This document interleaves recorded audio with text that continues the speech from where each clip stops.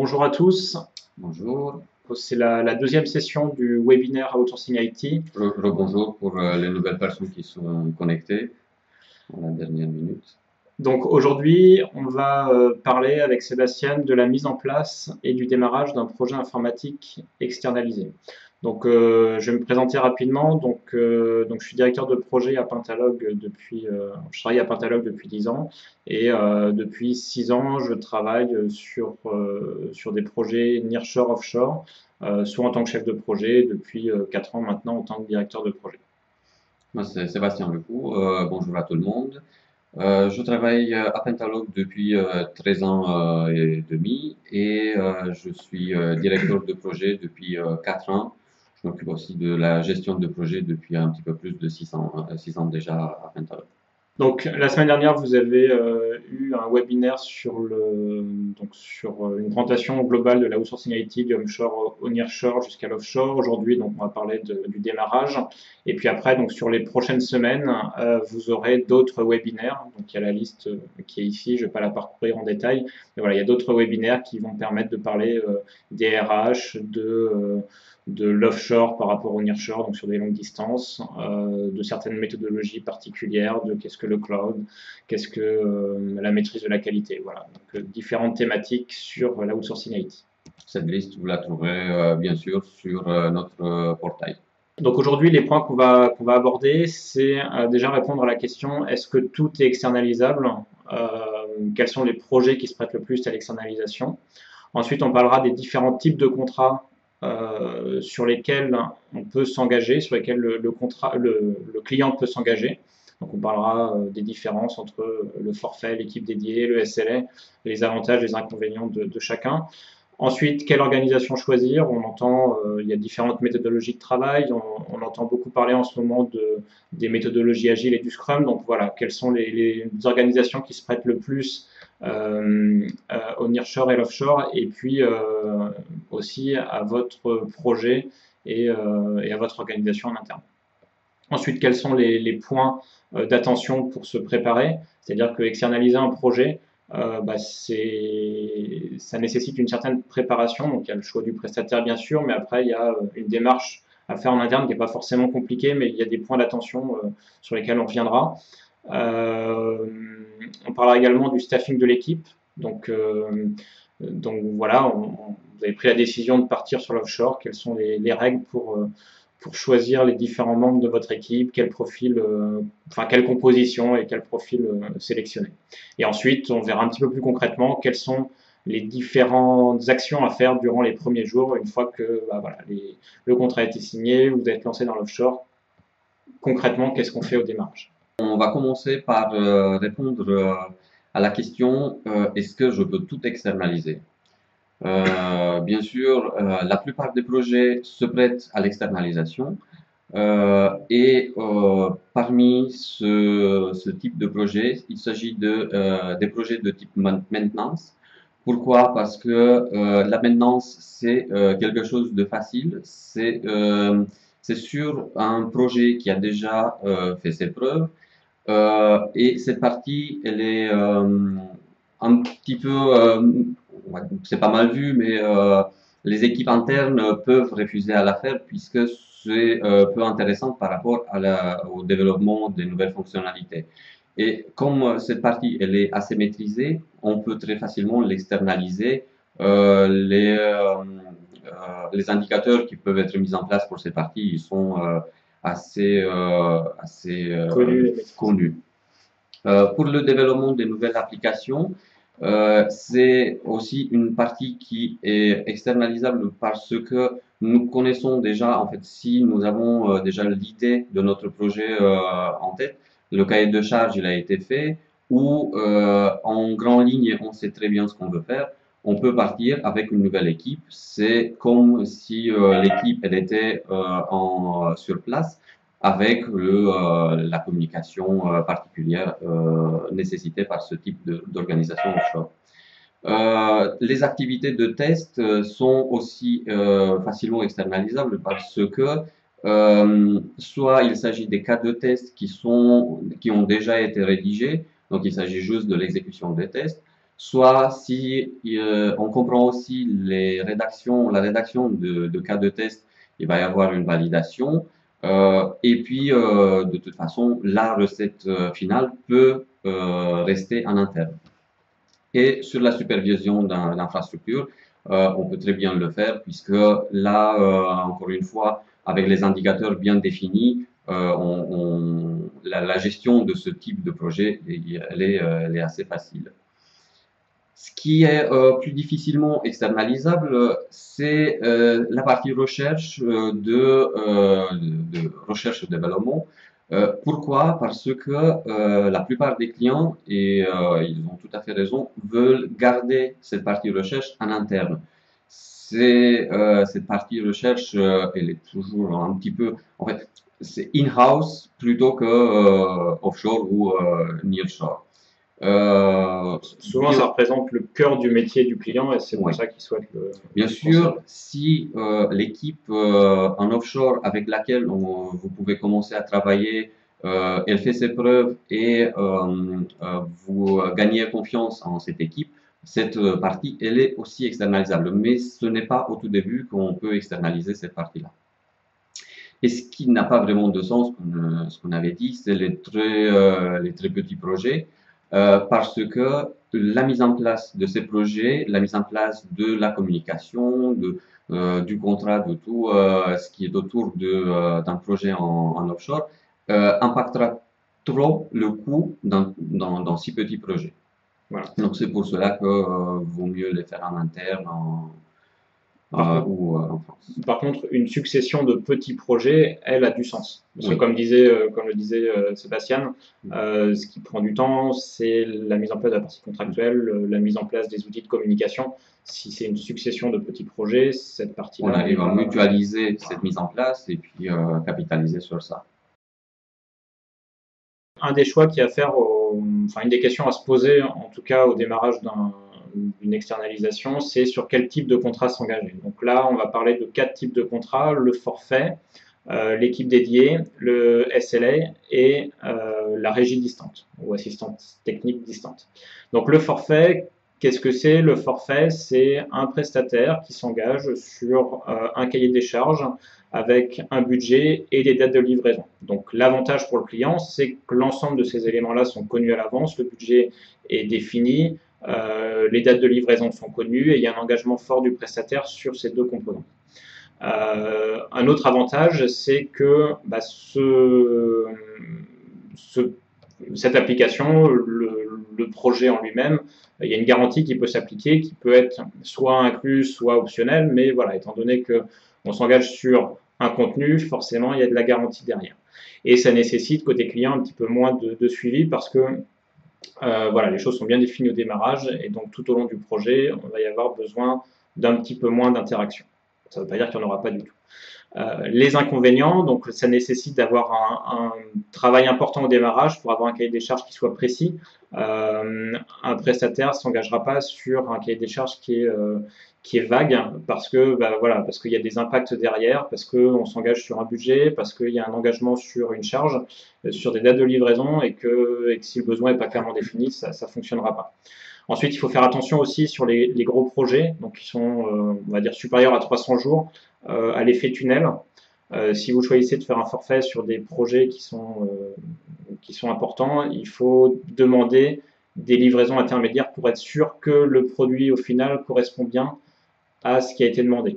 Parce que même s'il y a des choses qui sont spécifiées, que tout est bien détaillé, il suffit qu'il y ait une mauvaise compréhension et c'est dommage de le voir qu'à la fin. Même s'il n'y a pas une recette qui suit cette livraison intermédiaire, il vaut mieux l'avoir pour donner un premier retour au fil de l'eau.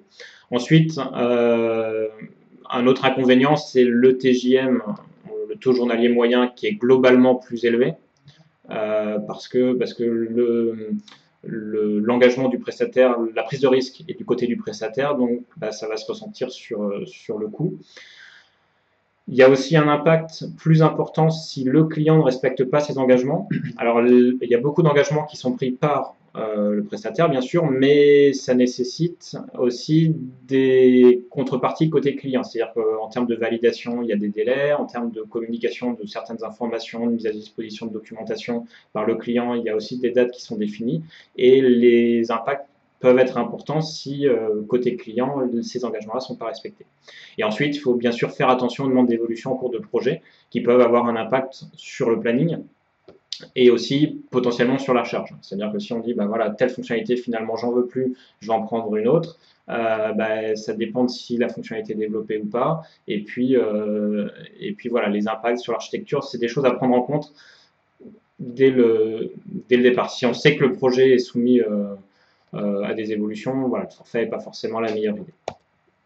Ensuite, un autre type de contrat qu'on retrouve très fréquemment, c'est l'équipe dédiée. Donc les avantages, bah, c'est un TJM qui est moins élevé qu'au forfait. Il y a moins de prise de risque côté prestataire, donc bah, ça se ressent sur les prix.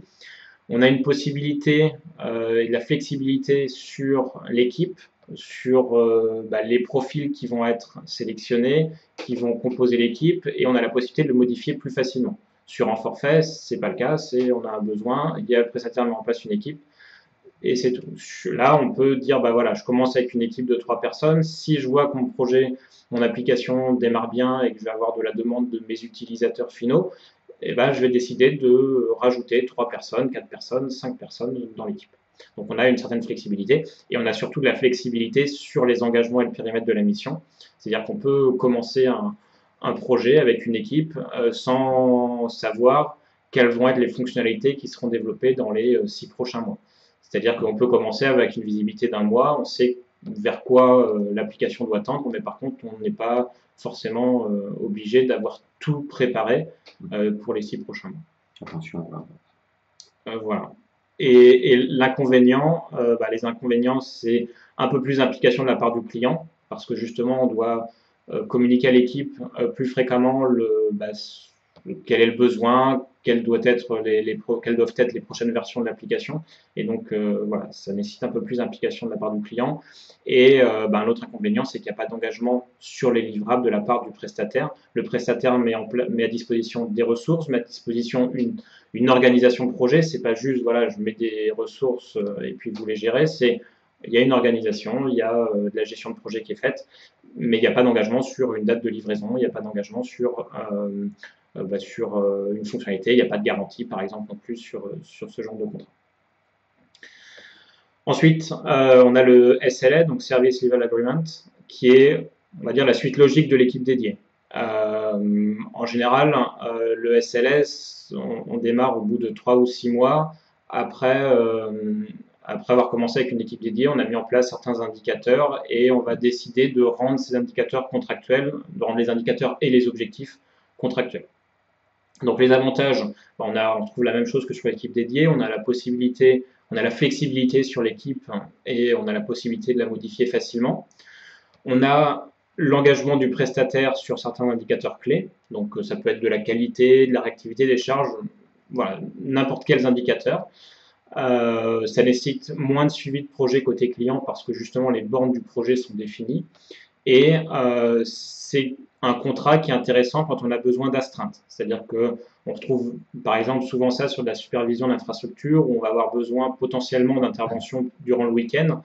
Et donc là, l'avantage de mettre en place ce contrat sur des projets sur lesquels on aura besoin d'astreinte, c'est que toutes les conditions de travail durant le week-end, la nuit, réactivité, tout ça, c'est inclus dans le contrat, inclus dans le prix, et on n'a plus à se poser la question à chaque fois. Les inconvénients, par contre, c'est que ça nécessite d'avoir des indicateurs simples, précis et stables, c'est-à-dire qu'on ne peut pas commencer, enfin c'est difficile en tout cas de commencer une relation, une externalisation en mettant en place des indicateurs et en définissant des objectifs dès le départ. Soit vous avez en tant que client une expérience, vous avez déjà eu vous avez déjà mesuré ces choses-là en interne et vous voulez que le prestataire suive les mêmes objectifs, s'engage dessus, donc c'est possible. Par contre, si vous n'avez pas vraiment mesuré et que vous dites, bah voilà, une anomalie sur de la maintenance, je veux que ce soit corrigé en 2 jours et que vous n'avez pas vraiment de métriques chez vous pour savoir si c'est fait en 2 jours, 2 jours et demi, 3 jours, dans ce cas-là, il vaut mieux définir ces indicateurs-là, les mesurer sur 3 ou 6 mois, regarder comment ça se passe et ensuite les mettre, les indiquer dans le contrat. Et donc, aussi un autre inconvénient, c'est que c'est pas forcément applicable à tous les types de contrats. Sur un projet de R&D où voilà, les idées vont changer régulièrement, où on va développer des choses, bah, on peut mettre peut-être certains indicateurs sur la qualité. Par contre, sur la charge, c'est pas forcément simple. Sur la réactivité non plus. Voilà, donc ça s'adapte plutôt à de la supervision d'infra ou à de la maintenance. Le dernier point, c'est la régie ou ce qu'on appelle aussi assistance technique à distance. Donc les avantages, c'est le coût est plus faible parce que là, c'est vraiment de la mise à disposition de ressources. On a une flexibilité qui est importante parce que voilà, vous avez besoin d'une ressource pendant 3 mois, vous décidez d'arrêter, vous en voulez une autre pour 6 mois sur une autre techno. Voilà, ça offre beaucoup de flexibilité. Par contre, les inconvénients, c'est que de votre côté, ça nécessite énormément de suivi. Parce que il n'y a pas, contrairement à une équipe dédiée où on a une organisation de projet, sur de l'assistance technique, c'est juste de la mise à disposition de ressources, et donc le suivi de projet doit être fait de votre côté. Et donc, l'inconvénient qui découle de ça, c'est que c'est difficile à faire en offshore, comparé au nearshore. Donc, si on parle du nearshore avec un décalage horaire de 1 ou 2 heures, c'est quelque chose qui est envisageable. Par contre, quand on a un décalage horaire de 6-7 heures ou plus, c'est vraiment compliqué parce que la plage horaire pendant laquelle vous et les personnes pouvez communiquer se résume à 2 ou 3 heures, et donc c'est vraiment c'est plus compliqué, surtout si il n'y a pas d'expérience avec l'offshore ou le nearshore. Donc pour résumer sur les différents types de contrats, si vous avez un projet qui est unitaire, on va dire one shot, qui est bien défini, plutôt forfait ou équipe dédiée. Si vous avez un projet qui n'est pas clairement défini, vous savez à peu près où vous voulez aller, mais il y a certaines choses qui sont encore un peu vagues ou qui sont sujets à des changements en cours de réalisation. Dans ce cas-là, plutôt l'équipe dédiée. Si vous voulez faire de la maintenance corrective, de la supervision d'infra, c'est équipe dédiée ou SLA. Et si vous avez besoin de 1 ou 2 ressources ou plus, au-delà de 5, c'est plus intéressant d'avoir une organisation, mais pour quelques ressources, pour travailler sur des sujets précis et ponctuels, dans ce cas-là, c'est plutôt régie distante ou équipe dédiée. Nous allons parler maintenant de l'organisation. Comme disait Ludovic, on a plusieurs types. La nouvelle tendance qui a déjà fait ses preuves et qui est en train de faire ses preuves, c'est les organisations de type agile, Scrum, et versus le cycle en V ou l'itératif qu'on connaît tous. Donc, les questions qu'on doit se poser pour bien choisir l'organisation voulue, c'est qu'est-ce que je souhaite externaliser vraiment? Est-ce que c'est la partie de développement de mon projet, la partie de test ou les spécifications? Ou l'ensemble, bien évidemment. Ceci ayant un impact sur cette organisation.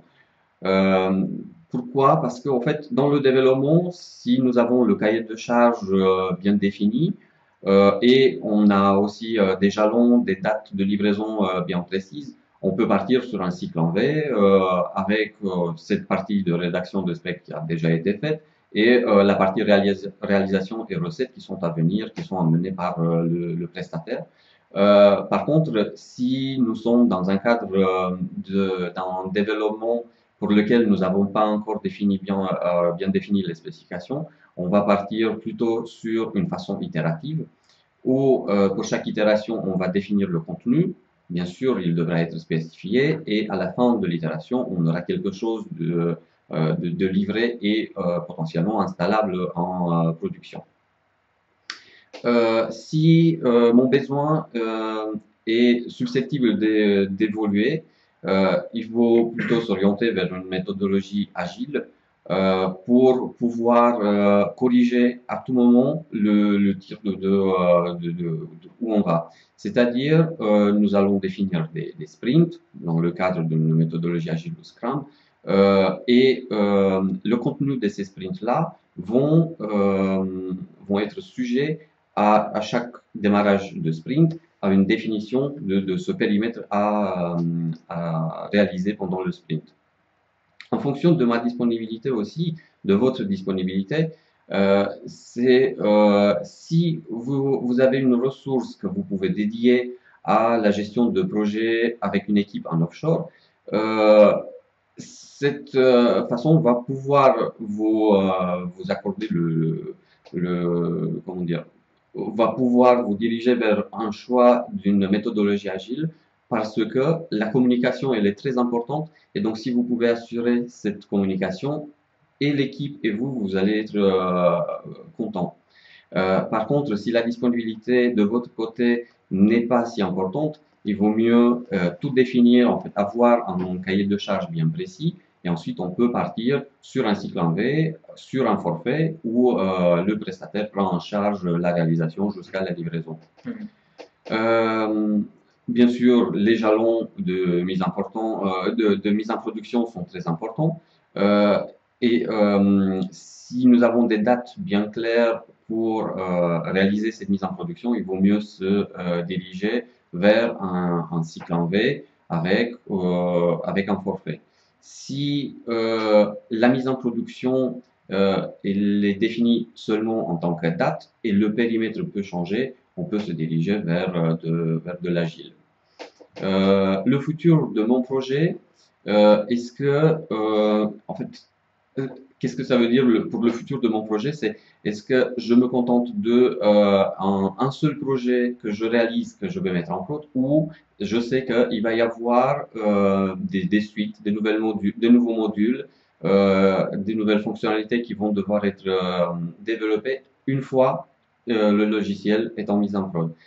Dans ce cas-là, on peut se diriger vers de l'agile dans le cas où le périmètre va évoluer. On va se diriger vers Agile et vers une équipe dédiée qui va prendre en charge les évolutions au fur et à mesure. La question, je pense, la plus importante que vous devez vous poser quand vous partez en offshore, de point de vue organisation, c'est est-ce que je suis capable de respecter les grands principes de cette organisation que je vais choisir? Est-ce que j'ai mon cahier de charge assez clair pour pouvoir partir sur un cycle en V? Est-ce que j'ai assez de disponibilité pour pouvoir partir en agile? Est-ce que là, par exemple, dans ce qui est agile, dans Scrum, on va pas, en fait, l'équipe en face va avoir peut-être un Scrum Master. Vous connaissez certainement ce rôle. Et dans votre équipe, dans l'équipe du client, il y a le Product Owner. Euh, pour une personne, qu'elle soit formée à assurer ce rôle de Product Owner, c'est assez souvent, on peut se former sur le champ, mais vaut mieux avoir un background de product owner à l'actif. Ouais. L'idée, c'est voilà, de bien se mettre d'accord sur qui fait quoi, et pas juste dire, voilà, j'ai entendu qu'Agile, c'était bien, donc je veux de l'Agile sur mon projet. Il faut écouter les préconisations du prestataire, et puis bah, être sûr qu'on maîtrise bien la méthodologie qu'on souhaite appliquer. Voilà. N'hésitez pas à demander une formation en Agile ou Scrum avant de partir sur cette voie-là. Ensuite, comment bien se préparer à l'externalisation. Donc même si voilà, l'externalisation, on l'a dit, on décide d'externaliser une partie, on a défini un peu le cahier des charges de ce qu'on va externaliser, il y a quand même certaines choses dont on doit s'assurer avant de commencer. La première chose, c'est de sensibiliser ses équipes en interne au nearshore et à l'offshore.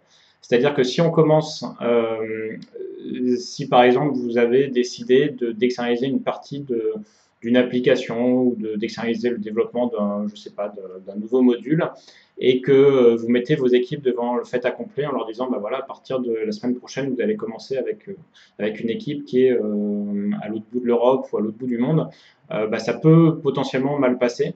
Donc l'idée c'est bien voilà, d'expliquer pourquoi vous avez pris cette décision-là, quelles vont être les conséquences, et puis voilà, pour que bah, toutes les informations soient bien partagées et qu'il n'y ait pas de réticence de vos équipes à travailler avec les équipes du prestataire.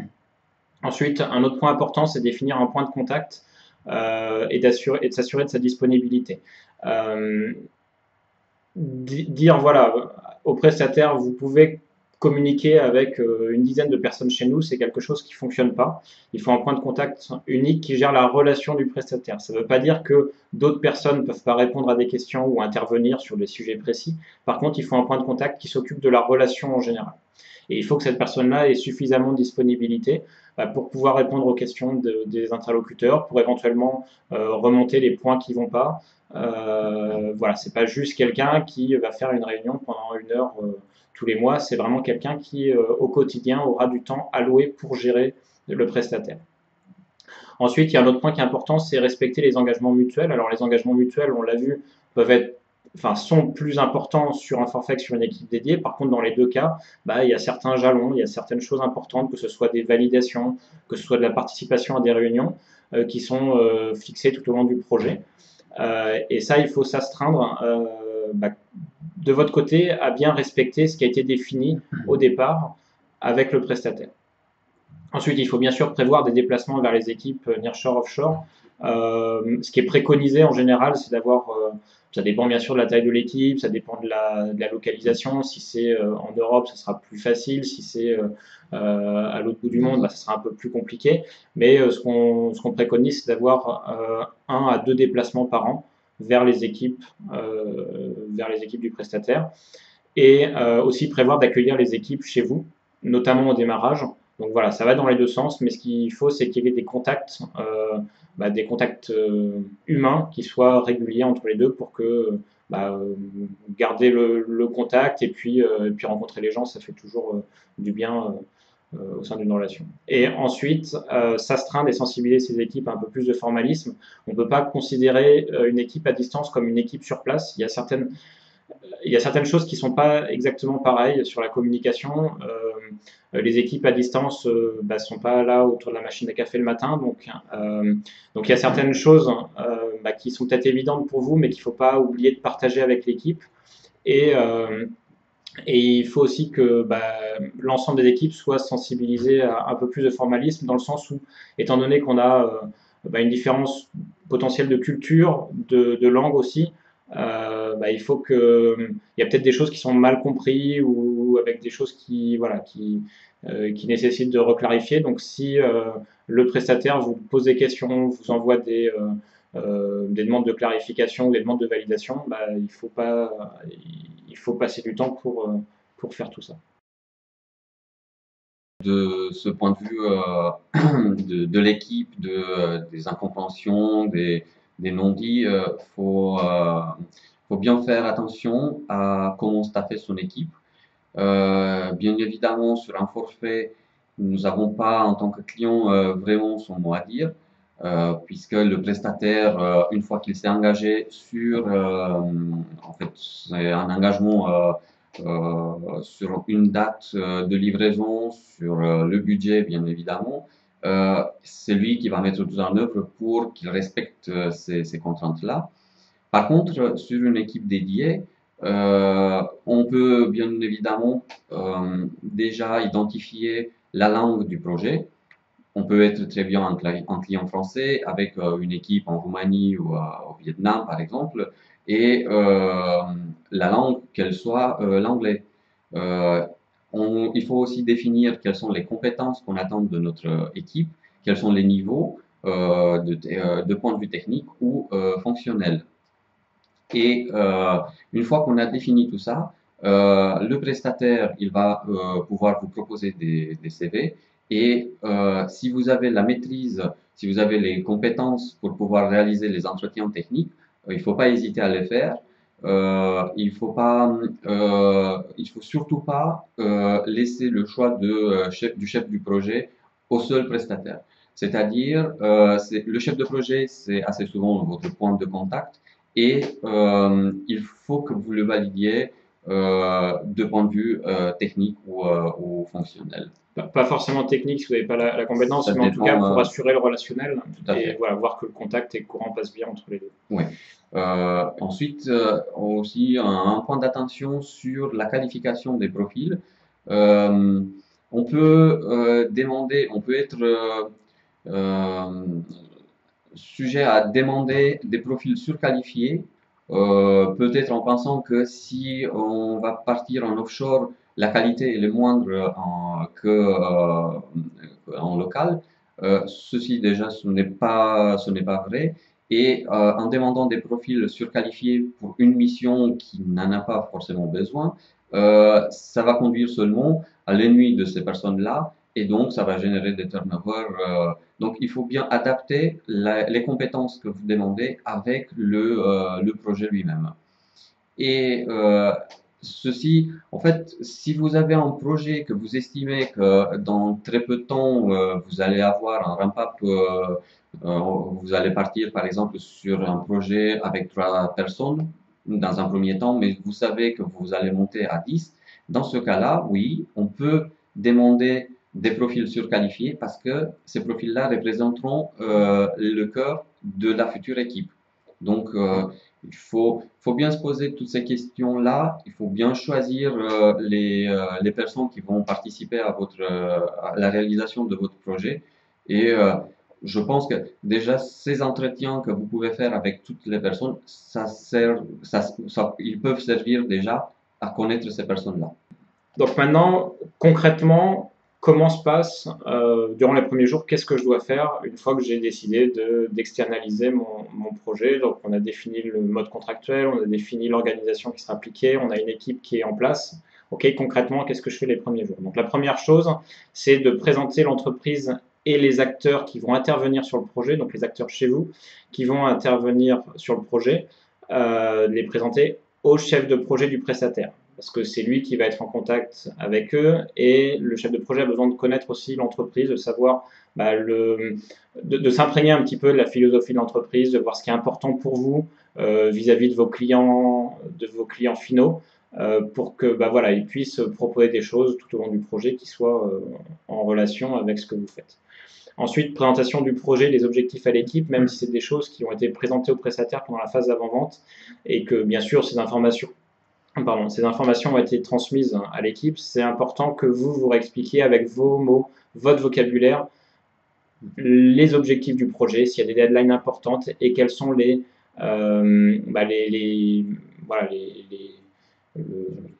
objectifs du projet. Ensuite, il y a un autre point important qui est la réunion de démarrage. Alors, durant cette réunion de démarrage, en général, ce qui est revu, c'est les objectifs, les dates, on rediscute de l'organisation, on revalide l'équipe. En gros, c'est un démarrage officiel. C'est se mettre d'accord officiellement sur opérationnellement comment est-ce qu'on va démarrer. Ensuite, comme Seb vous en a parlé tout à l'heure, le fait de rencontrer les équipes au démarrage est important. Donc, ce qui est préconisé, c'est d'avoir une mission de démarrage sur place. C'est-à-dire que soit vous allez voir les équipes durant les premiers jours, soit une partie de l'équipe ou toute l'équipe, ça dépend de la taille. S'il y a 20 personnes, tout le monde ne va pas se déplacer, mais on va dire le chef de projet et potentiellement un autre profil clé dans l'équipe qui se déplace chez vous pour justement s'imprégner, discuter avec vous, vous rencontrer et qui s'imprègne de la vie de l'entreprise. Une autre chose importante, c'est la mise en place du plan qualité projet. Donc, c'est un document qui va permettre de décrire l'organisation de la relation entre le prestataire et le client. Donc, ça va décrire quels sont les types de réunions qui vont être mises en place sur le projet, comment se passent les validations, comment se passe la communication des tâches à faire, quels sont les indicateurs qu'on va mettre en place. Voilà, donc c'est l'organisation de façon opérationnelle vraiment du projet. Et en plus, ce document-là a un intérêt. Si par exemple l'équipe augmente ou s'il y a des personnes qui changent ou des personnes qui arrivent chez vous, voilà, ça permet de plus facilement de rentrer sur le projet en disant voilà, l'organisation du projet elle est décrite ici et puis c'est clair. Un autre point important à faire durant les premiers jours, c'est bien sûr la mise en place des environnements et des outils. Donc les outils de suivi des anomalies, les outils de suivi des charges, les environnements, les serveurs de test, les machines des développeurs, savoir voilà, qu'est-ce qui doit être installé dessus. Donc ça, c'est ce qui va être fait durant les premiers jours. Et commencer à réfléchir aux premiers indicateurs. Donc ça peut être fait quelques jours après. Mais voilà, il faut commencer à se poser la question. Même si on ne passe pas sur du SLA derrière, c'est important pour l'équipe d'avoir une mesure objective de certains points en disant voilà, ce qu'on attend de vous sur la qualité du projet, c'est de respecter tel indicateur et donc c'est voilà, tel indicateur avec tel objectif de valeur. Et voilà, comme ça, après, on peut discuter de choses objectives et il n'y a pas de non-dit ou de mécompréhension, les choses sont claires. Je vois qu'il y a certains d'entre vous qui ont déjà posé des questions. Si vous avez des questions, n'hésitez pas à les poser maintenant sur le chat de la réunion WebEx. Nous allons essayer de répondre. Il nous reste un peu de temps. Oui, pendant que je parlais de l'organisation, il y a une question qui est arrivée qui est: est-ce qu'un forfait peut être réalisé en méthodologie agile? La réponse est oui. C'est un petit peu plus difficile et peut-être ça va pas dans l'esprit de certains, ce mix de forfait agile. Je repense que c'est un forfait, on a défini les contraintes qui sont la contrainte budgétaire et une contrainte de date et bien sûr la contrainte du périmètre. Maintenant, cela peut nous laisser l'agilité, on va dire, de changer ce périmètre-là. Si les autres, on peut changer de périmètre, on peut rajouter des fonctionnalités ou enlever, rajouter ou changer entre elles des fonctionnalités si la date de livraison n'est pas impactée, si le budget n'est pas impacté. Et si ces deux autres axes vont se retrouver impactés, il faut se mettre d'accord. Il y a une phase de négociation qui peut dire OK, je veux ne plus réaliser cette fonctionnalité, je veux la remplacer avec celle-là. Par contre, le prestataire, s'il va vous dire bon, bah, il y a encore 10 jours de plus par rapport à la date de livraison prévue qui vont coûter tant, il faut se mettre à la table de négociation et voir ce qu'on peut faire. Mais même si nous sommes engagés contractuellement sur le périmètre, sur le budget, sur la date de livraison, on peut les changer en cours de route, bien sûr. Ensuite, un forfait itératif, comme disait Ludovic, c'est une bonne pratique puisque ça réduit l'effet de tunnel. Et en agile, avoir des itérations fixes avec des livrables, c'est assez recommandé. Voilà. Oui, donc je te laisse l'autre. Alors ensuite, on a une deuxième question qui est est-ce qu'il y a des coûts cachés quand on fait de l'externalisation nearshore ou offshore? Alors, il n'y a pas vraiment de, enfin, il n'y a pas de coût caché.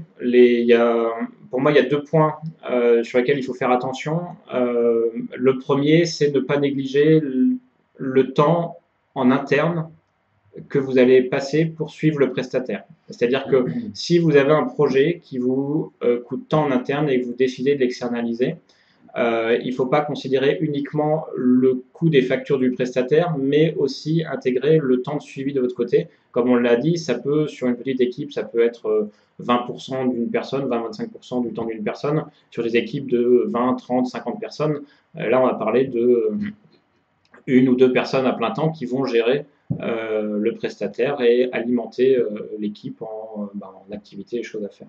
Ensuite, le deuxième point sur lequel il faut faire attention, c'est sur le coût des licences, le coût des serveurs qui seront utilisés sur le projet. Donc il faut bien se mettre d'accord au démarrage sur quelles sont les licences fournies par le prestataire, quelles sont les licences que vous fournissez, parce que sur le projet, on peut avoir des liens avec des applications qui nécessitent des licences, on peut avoir des frameworks particuliers que vous souhaitez utiliser et qui ont un coût. Voilà, donc l'ensemble doit être considéré au démarrage. Il y a une autre question. Est-ce qu'il vaut mieux démarrer avec la maintenance ou from scratch? Les deux sont possibles. Maintenant, oui, le mieux, ça serait partir from scratch. De mon point de vue, c'est partir from scratch pour pouvoir évaluer les compétences de l'équipe sur une nouvelle fonctionnalité, un nouveau module, et ensuite pouvoir partir sur la maintenance. Cela ne veut pas dire qu'on ne peut pas démarrer avec la maintenance, puisque la maintenance, c'est quelque chose de assez bien cadré. Le projet Il est déjà en prod, on sait ce qu'on attend, les cas de test sont déjà réalisés, il s'agit juste de la correction des bugs. En même temps, il faut pas, si la maintenance, on va dire, elle n'est pas intéressante pour les équipes internes, il faut se dire qu'elle n'est pas intéressante non plus pour les équipes en offshore. Donc, il va falloir trouver la bonne part de choses entre la maintenance et les évolutions. Ça dépend aussi du type d'application et du niveau de maturité de l'application que vous souhaitez externaliser. Si c'est une application où il y a plein d'anomalies qui sont, on va dire, voilà, une application qui n'est pas stable, avec plein d'anomalies qui sont élémentaires, rentrer par la maintenance peut être un bon moyen pour l'équipe de rentrer dans l'application en corrigeant des choses qui sont simples et puis après, au fur et à mesure, de compléter des choses qui sont plus compliquées. Si maintenant vous avez une application qui est vraiment stable et où il y a vraiment des anomalies qui sont très précises et très difficiles à résoudre, parce qu'elles concernent des cas vraiment particuliers des spécifications, dans ce cas-là, il vaut mieux commencer par des nouvelles fonctionnalités. Ça permet à l'équipe de s'attarder de l'application, du client, du secteur d'activité, et puis après commencer à résoudre les anomalies qui sont. Donc il n'y a pas vraiment de règle en fait. Ça dépend de l'application et du secteur d'activité, de pas mal de choses. Le problème avec la maintenance, même dans les cas où le produit il est assez mature, c'est la montée en compétence de l'équipe. Ça va se réaliser progressivement. Elle n'est pas facile au tout début puisqu'il y a beaucoup d'informations à accumuler et surtout, comme je disais, la maintenance peut démotiver l'équipe et donc dans le cas d'un turnover au sein de l'équipe, il va y avoir le transfert de compétences qui devait être pris en compte chaque fois qu'il y a une personne qui est remplacée. Donc merci pour votre participation. Merci. Bonne journée à tous. Bonne journée. Au revoir.